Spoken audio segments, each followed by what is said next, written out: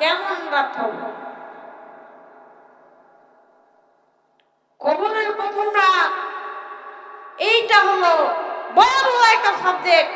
এই কথাগুলি বলতে গেলে শরীরের পশমগুলি পর্যন্ত দাঁড়িয়ে যায়। আপনাদের এই অঞ্চলে কত বক্তা মাহফিল থেকে ফিরার পথে কবরে চলে গেল, আর কোনদিন তারা ফিরে আসে নাই। আপনাদের এই অঞ্চলে কত মানুষকে শোয়াই দিলেন, কত মানুষকে কবরে শোয়াই দিলেন, অথচ তারা আর কোনদিন ফিরে আসে নাই। আপনাদের এখানে বঙ্গোপসাগর আছে, মাছ, তিমি মাছ, বঙ্গোপসাগরের ভিতরে তিমি মাছ থাকে। ওই মাছ 500 বছর বাঁচলো, মাছের মৃত্যুবরণ করা লাগবে। সমস্ত পানি সৃষ্টিজীবের মধ্যে যা আছে সকলকে মৃত্যুর সাথে গ্রহণ করতে হবে। আল্লাহ আয়াতের মধ্যে বলেন, বিসমিল্লাহির রাহমানির রাহিম।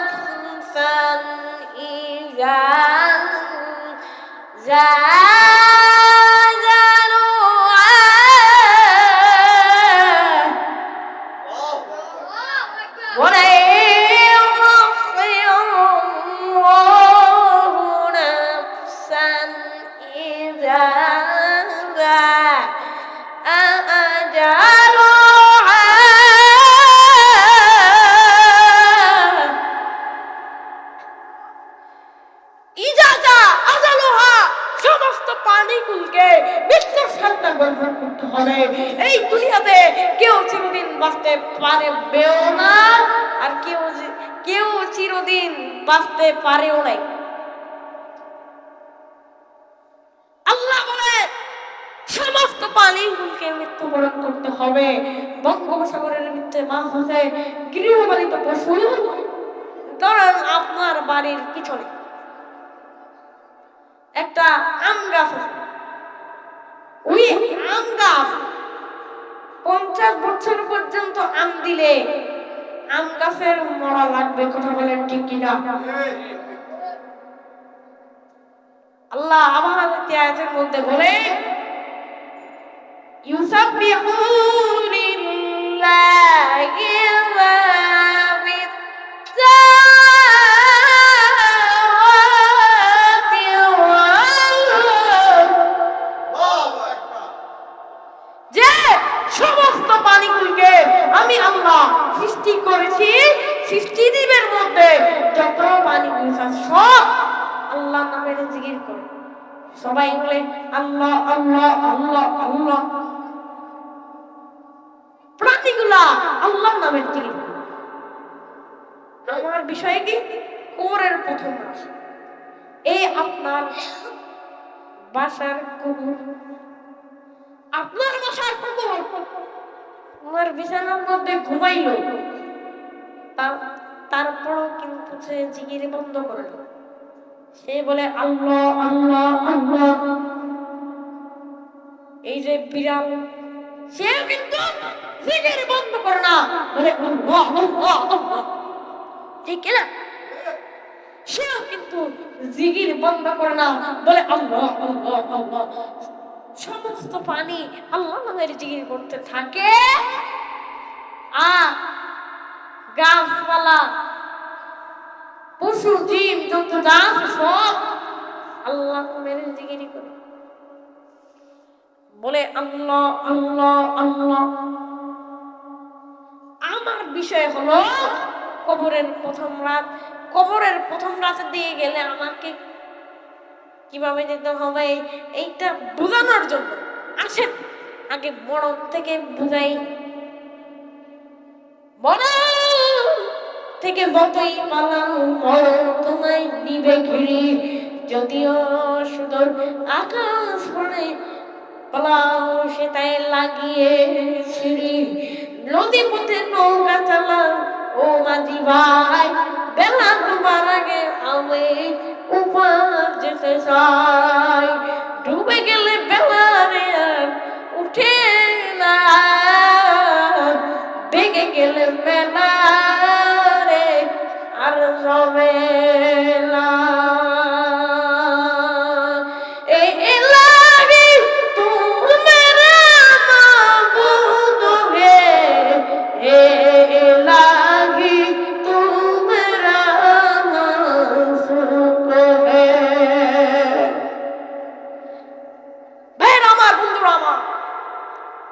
এইটা বোঝানোর জন্য আগে মরণ থেকে বোঝাই। ধরেন একটা উট, উট জবাইবিহীন,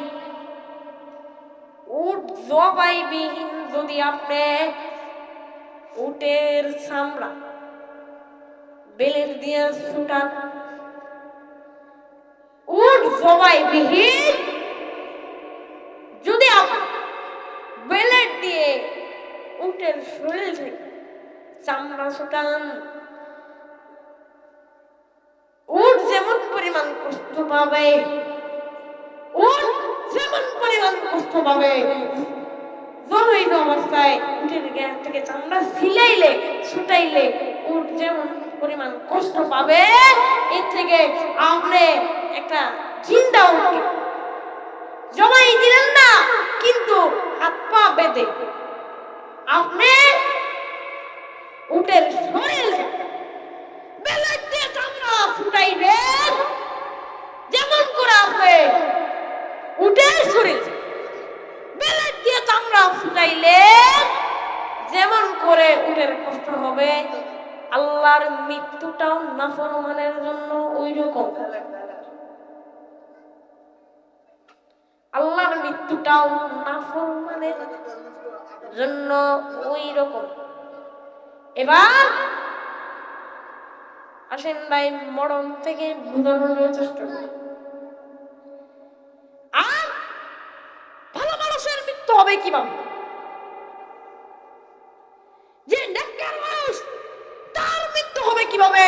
একটা সন্তানকে যখন মা দুলিয়ে দুলিয়ে দুলিয়ে দুলিয়ে দুধ পান করাইলে সে বুঝতে পারল মায়ের কোলের মধ্যে সে রয়েছে, সে বুঝতেও পারে না তার মায়ের কোলের মধ্যে সে ঘুমায় গেছে। আল্লাহর নবী বলে যে আমার নেককার বান্দা মরণটা ওইরকম, সেই বুঝতে পারবে না তার মরণ হয়েছে। আহা, কবর বড় কঠিন জায়গা, যেই কবরে বন্ধু নাই বান্ধব নাই, ওই কবরে কেমনে থাকবো? এই বন্ধু একটু কান ওদিক সুদিক দিবেন না। আজকে আমার বিষয় হলো খুবই মূল্যবান বিষয়, খুবই মনোযোগ দিয়ে কথাগুলি শোনা চাই বন্ধু। মোহতারাম হাজিরিন, মোহতারাম হাজিরিন, একটা বাচ্চা বুঝতেও পারে না তার মায়ের কোলের মধ্যে সে ঘুমিয়ে গেছে। করোনার সময় মানুষ কিনে গেছে, এক ধনী লোক সে করোনার সময় মারা গেছে কয়েক হাজার কোটি টাকা রেখে। 1 টাকা 2 টাকা না, কয়েক হাজার কোটি টাকা, কয়েক হাজার কোটি টাকা। এক ধনী মারা গেছে, একটা ধনী করোনার সময় মারা গেছে 80,000 কোটি টাকা রেখে। 1 টাকা 2 টাকা, 80,000 কোটি টাকা।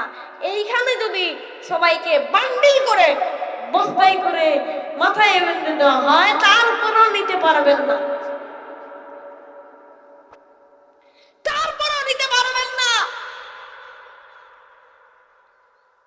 করোনার সময় মানুষ চিনা গেছে,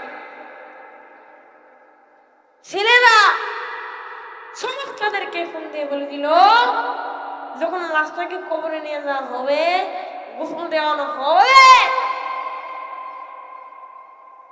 তখন ছেলেরা সমস্তদেরকে ফোন দিয়ে বলে দিল, ও সমস্তরা আপনারা আমার বাবা সমস্ত কাজ করে দেন, আমার বাবার করোনা হয়েছে, আমরা কাছে যেতে পারবো না। তার মানে বোঝা গেল ছেলে গেল না, নাতি গেল না, নাতির বউ গেল না, বেটার বউ গেল না, তার মানে বোঝা গেল তার জীবনটাই 16 আনা বিটা। কথা বলেন ঠিক কিনা?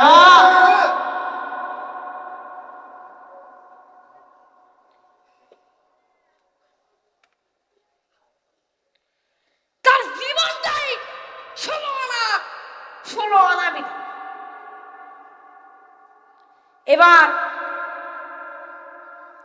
এবার বোঝা গেল তার জীবনটাই 16 আনা বিরা। আর যেই বাবা, যেই সন্তান, বাবা মারা যাওয়ার পরে সন্তান বলতে হবে না আমাকে বাবার দোয়ায় থাকতে হবে, আমাকে বাবার জানাজায় থাকতে হবে,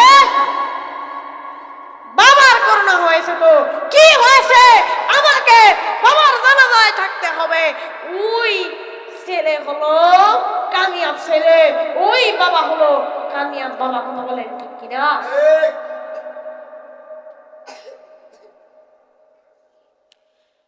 আল্লাহ অন্য আয়াতের মধ্যে বলেন, বিসমিল্লাহির রাহমানির রাহিম,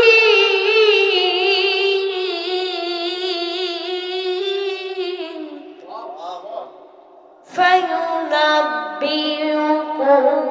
বিমা কুনতুম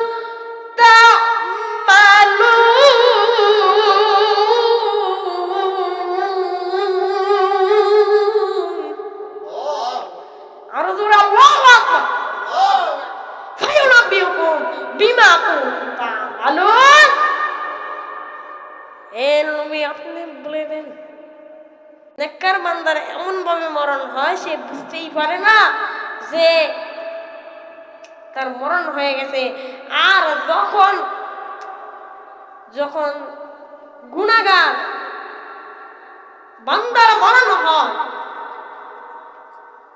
তখন আজরাইল আলাইহিস সালাম তার মাথার সামনে বসে পড়ে। আজরাইল আলাইহিস সালাম বলে, ইয়া আইয়ুহান নাফসুল হে পাপ্পা তুমি বের হয়ে আসো, ইয়া আইয়ুহান নাফসুল খবিসা, হে পাপাত্ম আত্মা, পাপাচার আত্মা তুমি বের হয়ে আসো, তুমি বের হয়ে আসো। এবার আত্মাটা চান দিতে পালায় একবার পুরা শরীরের মধ্যে ছুটাছুটি করে, পুরা শরীরের মধ্যে ছুটাছুটি করে, কিন্তু আজরাইলের হাত থেকে পালানোর কোনো রাস্তা নাই। কথা বলেন ঠিক কিনা? জিন্দেগি মে বন্দেগি তু করনা হে, জিন্দেগি মে বন্দেগি শর্মিন্দা হে, जिंदगी में बंदगी शर्मिंदा है। दुनिया में हो दुनिया का तो लोग गार न हो, बाजार से गुजर हो खरीदार न हो,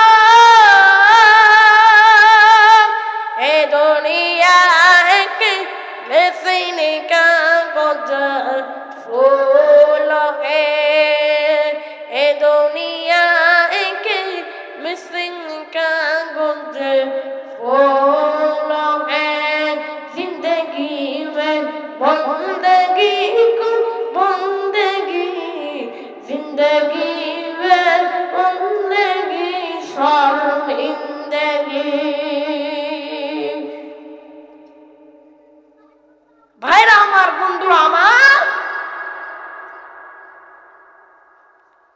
এবার আত্মাটা চান দিতে পালায় একবার, চান দিতে পালায় একবার, শরীরের গোস্তের মধ্যে মুখের মধ্যে পালায় একবার, কিন্তু আজরাইলের হাত থেকে পালানোর কোনো রাস্তা নাই, পালানোর কোনো রাস্তা নাই। এবার যখন নেককার মানুষের আত্মাটা আল্লাহর আরশের দিকে নিয়ে যাওয়া হয়, ফেরেশতারা বলে এটা কার আত্মা, কোন ব্যক্তির আত্মা, কোন ব্যক্তির আত্মা? এত বড় মানুষ। ফেরেশতারা খুশবু ছড়াইতে ছড়াইতে যায়, ফেরেশতারা স্বাগতম স্বাগতম দিতে দিতে তাকে নিয়ে যায়। আর পাপাচারের আত্মা যখন নিয়ে যায় তখন এটাতে সরাও, এই আত্মা থেকে কেমন গন্ধ আসছে, দুর্গন্ধ, এইটাকে সরাও, এইটাকে সরাও।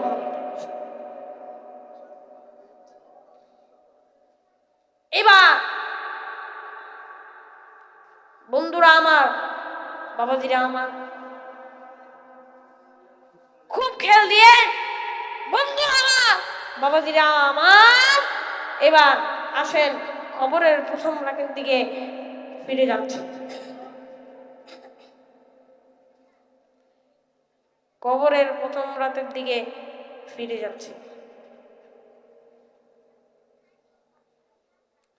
বন্ধুরা আমার, বাবাজিরা আমার, কবরের প্রথম রাত কেমন রাত? হ্যাঁ, যেই কবর, এই কবরে কেমনে থাকবো? কবরে কেউ যাবে না, আপনার আমার কবরে বন্ধু বান্ধব কেউ যাবে না, বাবা মা আত্মীয় স্বজন কেউ যাবে না।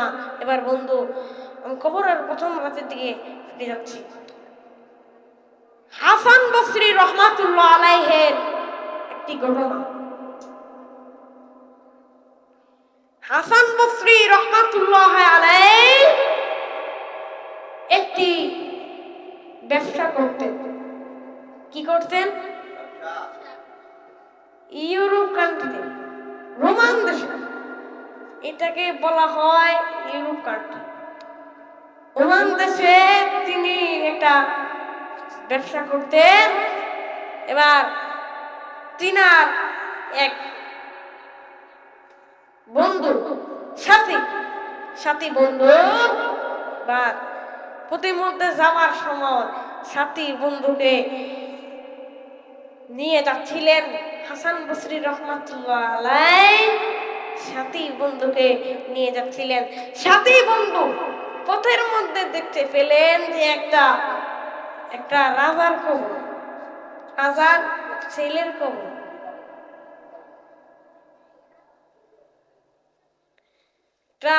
রাজার ছেলের কবর, তো একটা তাবু, দামি তাবু টানানো।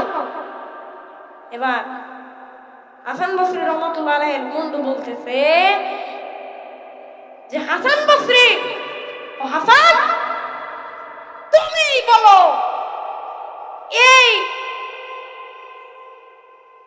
এইখানে এই কবরের মধ্যে তাবু টানানো কিসের জন্য? হাসান বসরি রহমাতুল্লাহ আলাইহি, হাসান বসরি রহমাতুল্লাহ আলাইহি বন্ধু সাথী এবার হাসানকে বলতেছে, ও হাসান, তুমি তো তাদের ভাষা জানো, তুমি তাদের ভাষা জানো, তুমি বলো তারা কি বলছে। আমি তো তাদের ভাষা জানি না। এরপরে হাসান বসরি রহমাতুল্লাহ আলাইহি তার বন্ধুকে বলল, হ্যাঁ, আমি তোমাকে এই কাহিনীটা বলবো। এবার হাসান বসরি রহমাতুল্লাহ আলাইহি বলল, হাসান বসরি রহমাতুল্লাহ আলাইহি তিনি বললেন, এই যে তুমি যে এই যে সুন্দর নারীকে দেখতে পেলে, সুন্দর সুন্দর নারীদেরকে দেখতে পেলে তার হলো ওমান দেশের সুন্দর সুন্দর নারী, তারা বলল যে আমাদের সৌন্দর্য দিয়ে যদি আপনাকে বাঁচানো যাইতো তাহলে তো ভালোই হতো, কিন্তু আল্লাহ যা করে ভালোর জন্যই করে। আমরা তো চাইলে আপনার আমাদের সৌন্দর্য দিয়ে আপনাকে বাঁচায় রাখতে পারতাম, কিন্তু না, আমাদেরকে আল্লাহ তাআলা সেই শক্তি দেননি।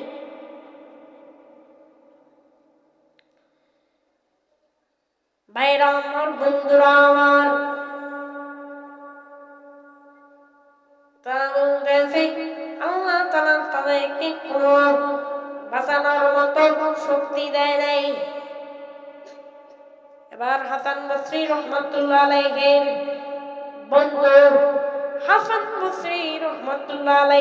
বন্ধু বলতেছে, এরপরে যে বৃদ্ধ লোক আসলো, তারা কি বলল, তারা কেঁদে কেঁদে কি বলল, হাসান বসরি রহমাতুল্লাহ আলাইহি বললেন, তারা বলল আমরা যে বৃদ্ধ হয়েছে, আমাদের বৃদ্ধ দিয়ে যদি আপনাকে বাঁচানো যাইতো তাহলে তো ভালোই হতো, কিন্তু সেই বাঁচানোর মতো ক্ষমতা আমাদেরকে আল্লাহ তাআলা দেননি, সেই বাঁচানোর মতো ক্ষমতা আমাদেরকে আল্লাহ তাআলা দেন নাই।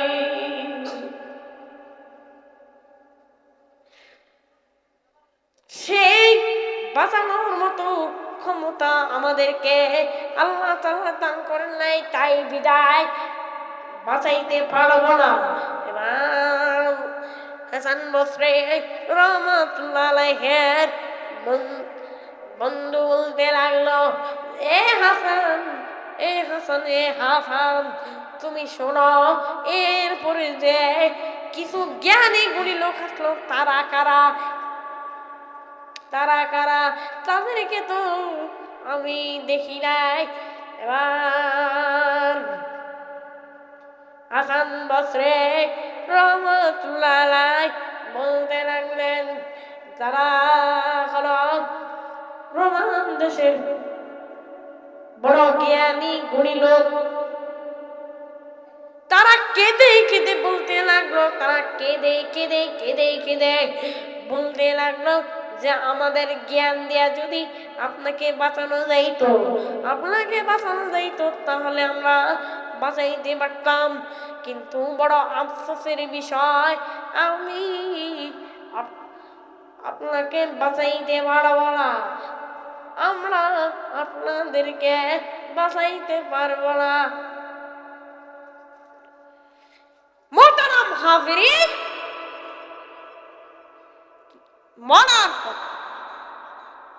মরার পরে কিন্তু কেউ কারো না।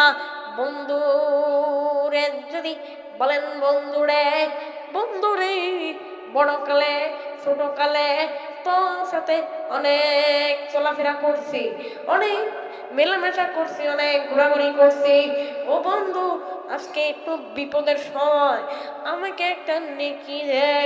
বন্ধু আপনাকে দেখে দৌড় মেরে পালিয়ে যাবে, কেউ আপনার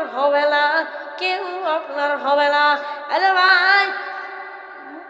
আরে ভাই কবরে স্বামী স্ত্রীর পরিচয় দিবে না, স্ত্রী স্বামীর পরিচয় দিবে না, বাবা তার সন্তানের পরিচয় দিবে না, সন্তান বাবার পরিচয় দিবে না, মা তার সন্তানের পরিচয় দিবে না, সন্তান তার মার পরিচয় দিবে না। রে ভাই, মায়ার নবী রাহমাতুল্লাহ আলামিন থেকে বর্ণিত, মায়ার নবী সমস্ত নবী কুলের সম্রাট নবী মুহাম্মদুর রাসূলুল্লাহ সাল্লাল্লাহু আলাইহি ওয়াসাল্লাম বলে, সেদিন কেউ কারো হবে না, সেদিন আল্লাহ ছাড়া কেউ কারো হবে না। ওগো নবী উম্মতেরা হয়ে আছি দিশাহারা, কোরআন হাদিস ছেড়ে চলো যখন যাহা চাই মনে। নবী বিনে কে ধরাবে ফুল ফিরাত মিজানে, নবী বিনে কে ধরাবে ফুল ফিরাত মিজানে। উম্মতের কান্ডারি নবী কাঁদছেন উম্মতের লাগি, এখনো কাঁদেন নবীজি শুয়ে মদিনার প্রাণে। নবী বিনে কে ধরাবে ফুল ফিরাত মিজানে, নবী বিনে কে ধরাবে ফুল ফিরাত মিজানে। একটু জবান খুলে জিকির লা ইলাহা লা ইলাহা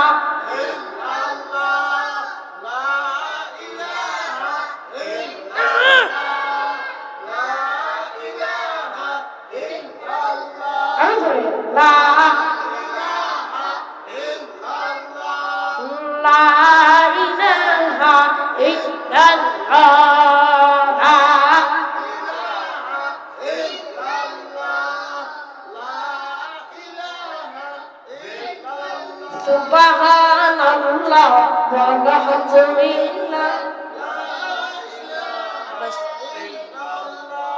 সুবহানাল্লাহ ওয়ালহামদুলিল্লাহ, সুবহানাল্লাহ ওয়ালহামদুলিল্লাহ,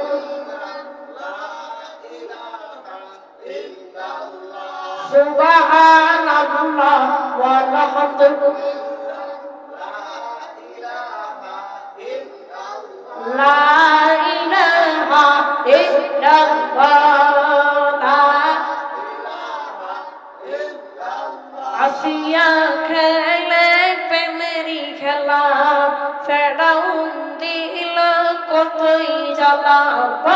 আসিয়া খেলে প্রেমের খেলা, ফেরাউন দিল কতই জ্বালা। আল্লাহ তাআলা খুলে দিল, আল্লাহ তাআলা খুলে দিল বেহেশতের তালা।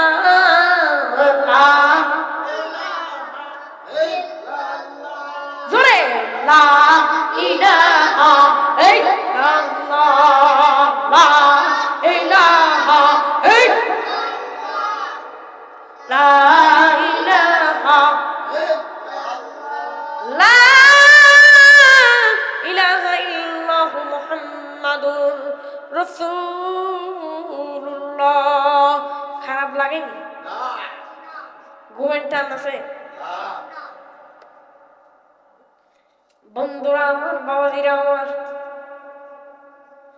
বন্ধুরা আমার, বাবাজিরা আমার, এই যে লাইলাতুল বরাত, লাইলাতুল বরাত হলো এই বরকতের মাস।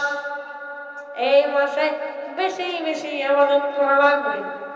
নবীজির ভাষায় লাইলাতুন নিসফি মিন শাবান।